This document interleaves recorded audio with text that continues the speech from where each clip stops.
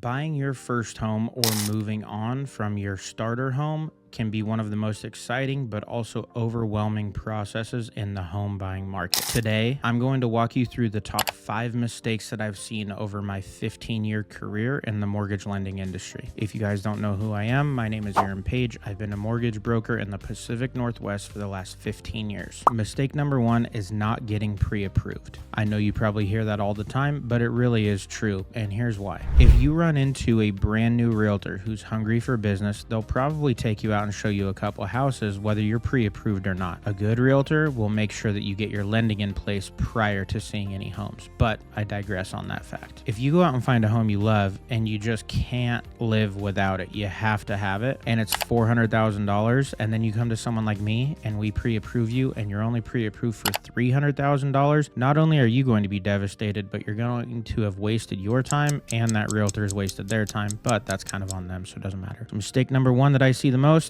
not getting pre-approved before you start looking for houses. Mistake number 2 is underestimating the actual cost of home ownership. This isn't just get a mortgage payment and there you go. You don't just have principal and interest. There are other factors that play into your mortgage payment that you need to consider. You not only have the mortgage with the principal and interest, you have property taxes, you have homeowner's insurance. If you live in a development, you have an HOA most likely. There's another monthly cost. And if you don't put 20% down, you will have mortgage insurance of some kind, unless it's a VA loan or USDA. You need to make sure when you look at your pre-approval that you factor in all of these things, not just some of these things, because they will play a factor in your month-over-month expenses. Mistake number 3 that I see is skipping the home inspection. Now, not required to have one, but it should be. Even on new construction homes, you can find problems. A good home inspector will go in and they're checking everything, the outlets, the water, are there any leaks? And, they go through everything. I can't go through the whole list because when I got my home inspection, it was like 130 pages. It was gigantic. But that's how much they go over when they're looking at your house. Even on new builds, we've had people buy a house, they get to the home inspection stage and it gets delayed because the home inspector will find Monster energy drinks sitting inside the HVAC somewhere, like in some pipes. And on a brand new home, I can tell you for sure, that's not supposed to be there. Home inspections range anywhere from $300 to $700 depending on the inspector and the size of the house, so it's very worth it. Mistake number 4 is making a small down payment. Now, I fully get this. Not everyone has 20% to put down on a home, and I don't expect everyone to have 20% to put down on a home.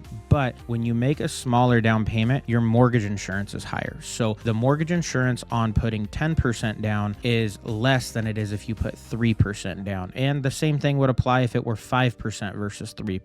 So there is a difference month over month the more you put down if you have mortgage insurance. Once you break the 20% down mark, there's really no big difference outside of your principal and interest getting less. You're not going to typically get a better interest rate until you get to the 30% down mark, and then there's another interest rate break off your loan to value. But that's a whole different video, a whole nother time. But basically, the more you can put down, the less your mortgage insurance will be. So it's not always recommended. If you do have 5% to put down, you're going to pay less either way than 3% down on mortgage insurance. And the last one, mistake number 5, is letting emotions drive your decision. It's really easy when you go out to look at houses to get emotionally attached to a home because you can see yourself in it. You're walking through it. You can see your families. You can see where your family's going to live, where your kids are going to grow up, and you immediately get attached to it and you close down. You make a hasty decision, a home that may be at the top end of your budget when there's a better home right around the corner or a half mile down the street that fits just as well, that's $75,000 less. You just have to remember,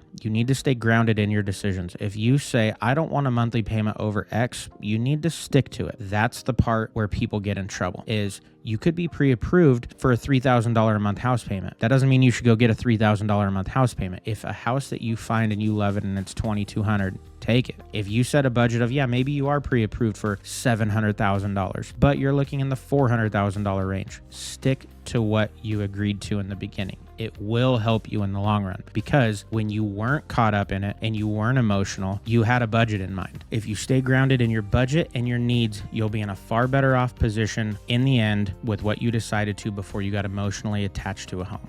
By avoiding these 5 mistakes, you'll be in a much stronger position when it comes to home ownership and long-term wealth growth. If you're thinking about buying your first home or your next home and you have any questions, please feel free to reach out to me. My contact information is below in the description. It's all over my profile profile, and as always, subscribe to the channel.